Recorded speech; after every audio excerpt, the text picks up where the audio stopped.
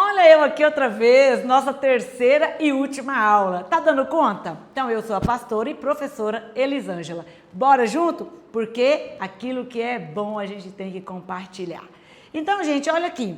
O cenário atual. Eu comecei lá a primeira aula falando com você de cenário, certo?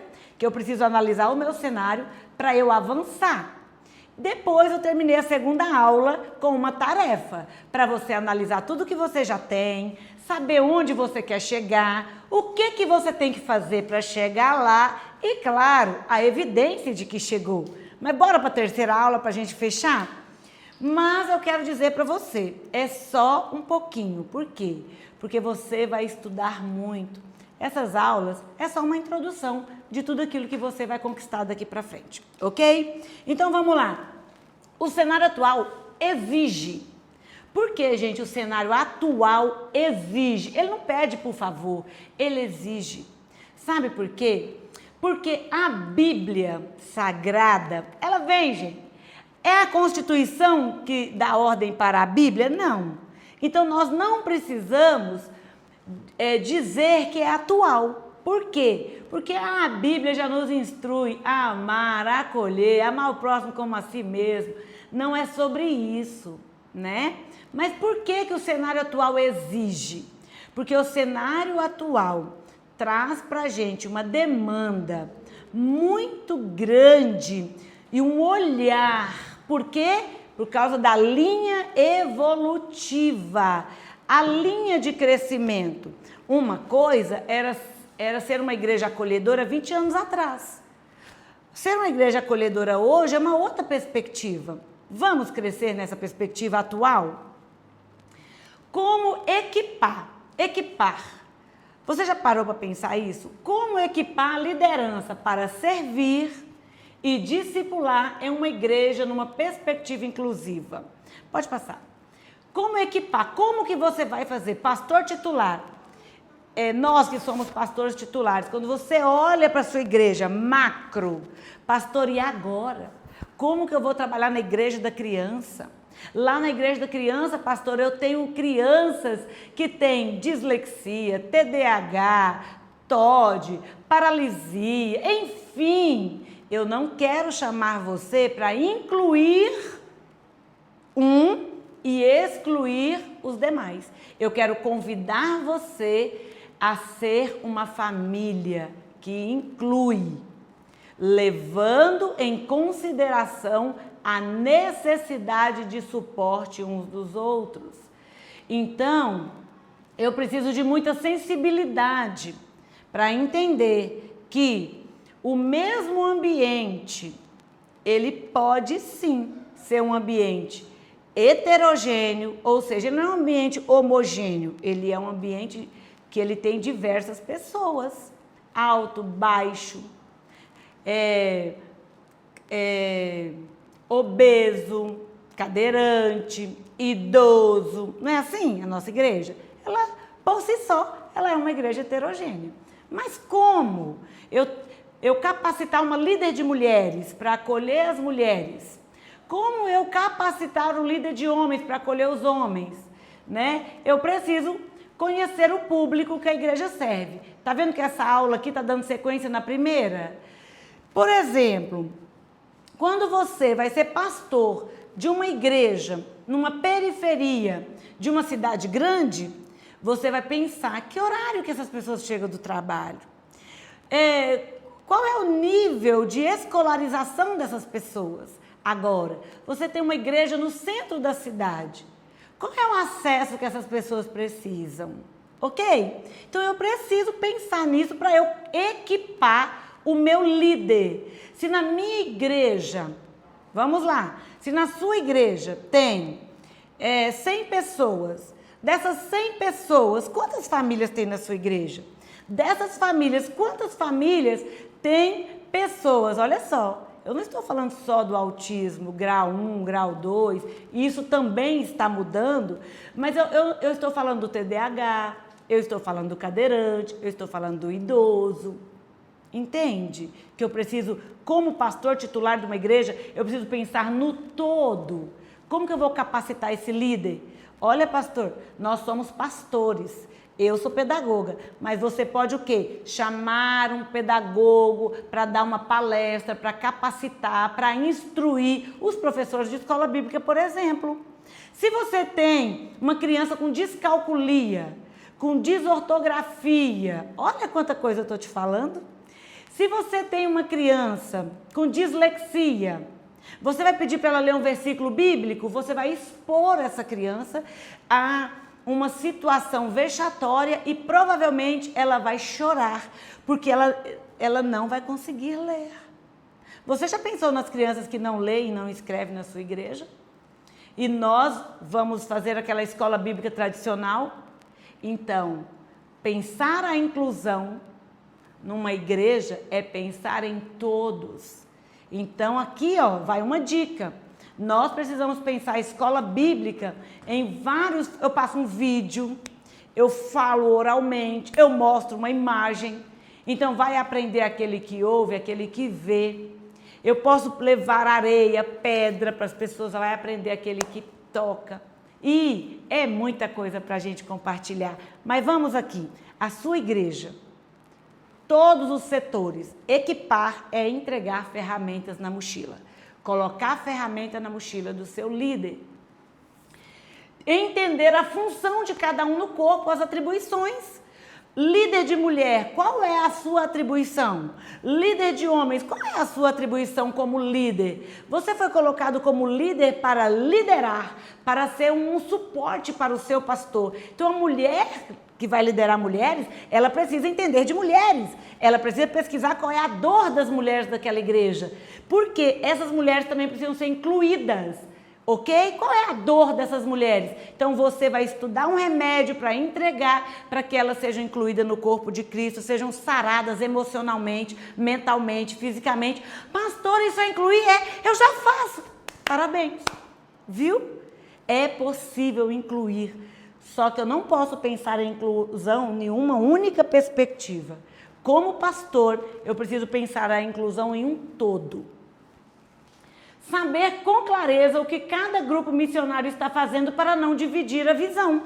O grupo de homens pensa numa coisa, o de mulher em outra. Tá, mas qual é a nossa visão? Acolher. Então, o ponto focal é acolhimento. Cada um na sua especificidade. Mas eu preciso pensar, crianças e juniores, a demanda da igreja da criança. A demanda da igreja da criança. Quantas crianças nós estamos recebendo hoje na nossa igreja Kids, que ela é TDAH, ela é autista, ela é o TOD. O que eu estou fazendo? A criança que tem desortografia, descalculia, tá vendo? A igreja ela não precisa ser especialista em cada uma dessas deficiências.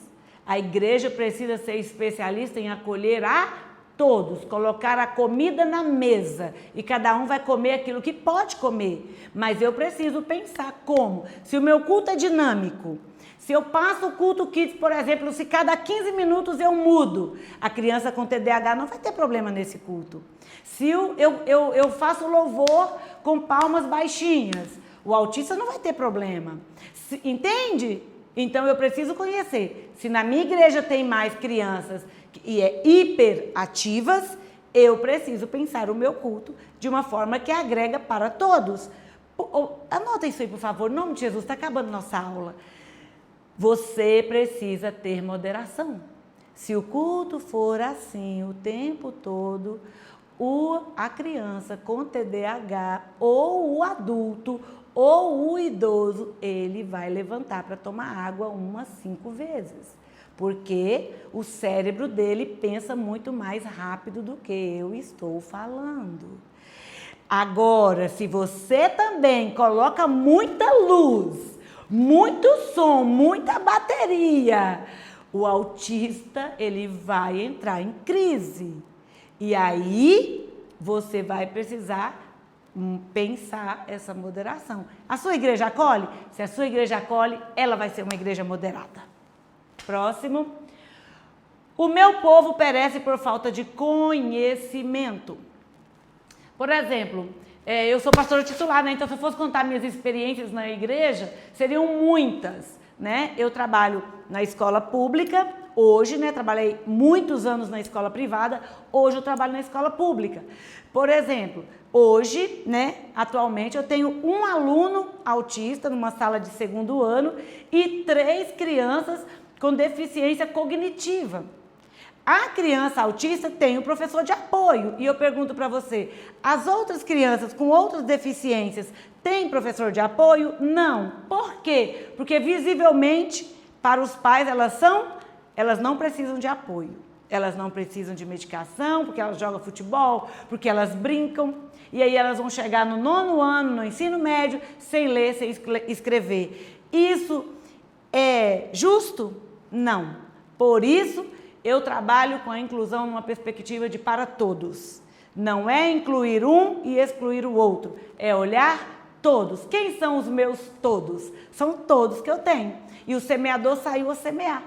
Alguma semente vai ser sufocada, outra vai cair em pedregulho, mas eu tenho que semear para todos. Então, em nome de Jesus, não vamos pensar só a fazer a nossa igreja ser acolhedora apenas para um tipo de deficiência. Não, a nossa igreja é uma igreja que ama e acolhe a todos. Olha, volta um pouquinho, por favor. Treinamento constante sobre desenvolvimento pessoal. É impossível amar o outro se eu não estudar, pesquisar, conhecer. Vou fechar dando umas dicas para vocês. É autoconhecimento. Quem eu sou?